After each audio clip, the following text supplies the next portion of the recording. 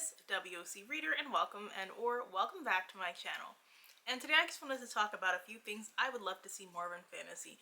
And when I'm talking about fantasy, I'm talking about BIPOC fantasy. I feel like white authors can just write pretty much whatever they want and they have more opportunity to write different types of stories, whereas BIPOC fantasy tends to get boxed into specific types of stories. So I just wanted to talk about a few things that I want to see more of. So one of the things I would love to see more of is more portal fantasy.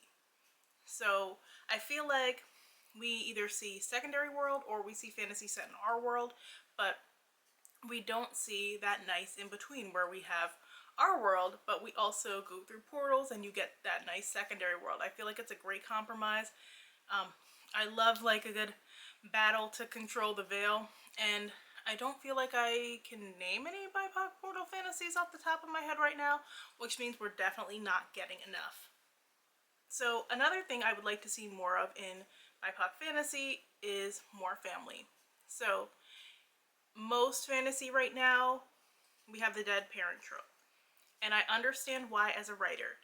It is a lot easier to write instant drama for your main character when they are grieving a parent that they lost, when they are enacting revenge for that loss. It gives you instant story. It allows readers to connect easier because why wouldn't you feel sympathy for somebody who just lost their parent and is grieving? And I feel like a lot of people just automatically default to it, and not everybody's writing it well. Losing a parent isn't just like a time thing and then you battle and you get over it. It ebbs and flows. Some days are better than other, and it's something you're just going to go through for a long time. It doesn't automatically just get easy and then it's over and done with. And frankly, there are cool ways to use the family in a story. So everybody wants to do found family, found family, found family. I'm not saying that there's a problem with found family. Found family can be good sometimes. However, friends go in and out of your lives. Some of the friends you might have had when you were younger are not the same friends that you have now. So it's interesting to explore the dynamics between people that you just can't kick out of your life, like people who you didn't choose to be in your life. Because, I mean, yeah, you can kind of, to an extent, like, stop talking to certain family members, but they're just certain people. They're going to just keep coming into your life because you're related to them.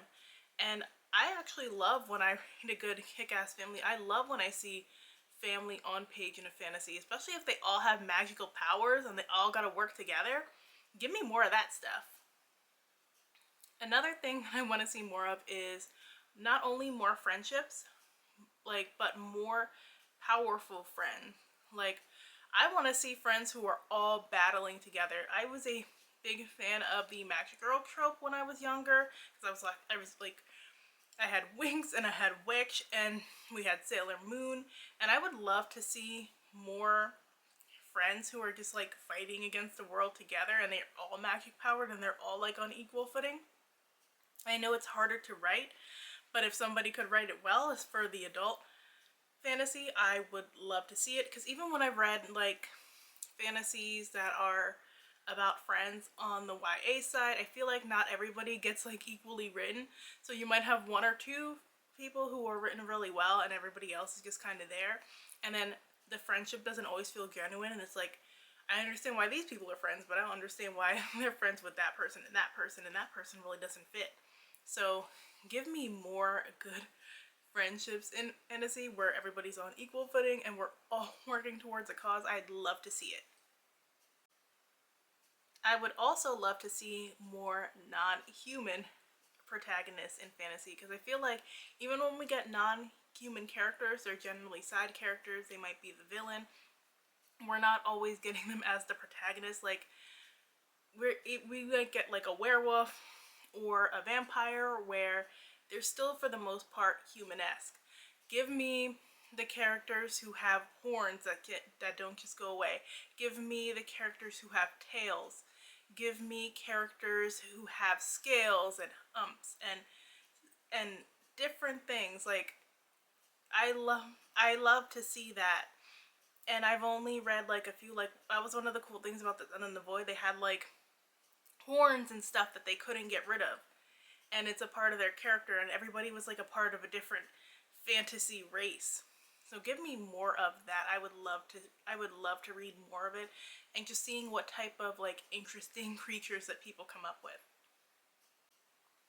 And I just say I would love to see more evil twins too.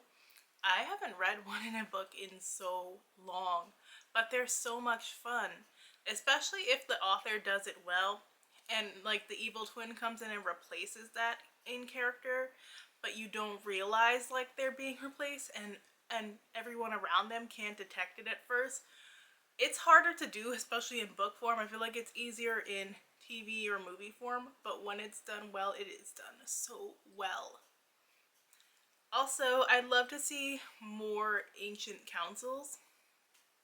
Like, give me a good governing body that bestows the magic upon a specific individual or a group of individuals and oversees them, but their direction isn't always the best. And I love like that political aspect of going back and forth with them, and what they think their path should be isn't necessarily right. When they have to intervene, when the characters have to go against them, I want to see more of that. Because I feel like so many fantasies, everybody's just like on their own. But it's cool sometimes to have that council get involved and like the conflict that can arise between them.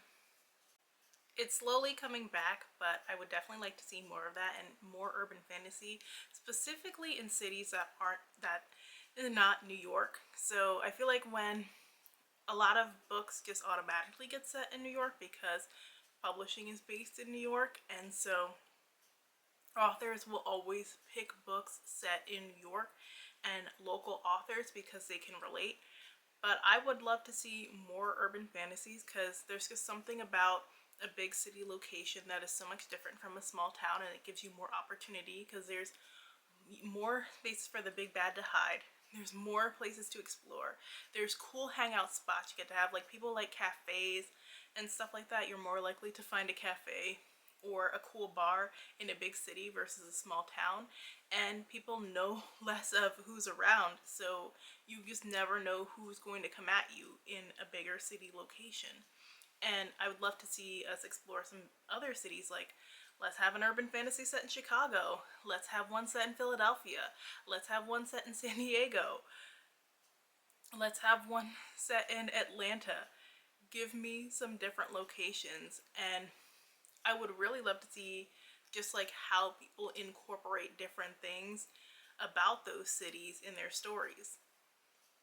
So those are just a few things I would love to see more in fantasy. Is there anything you want to see more of in fantasy? Let me know in the comment section below. If you like this video, make sure and hit that like button. Thanks so much for watching. I will see you guys in the next video. Bye!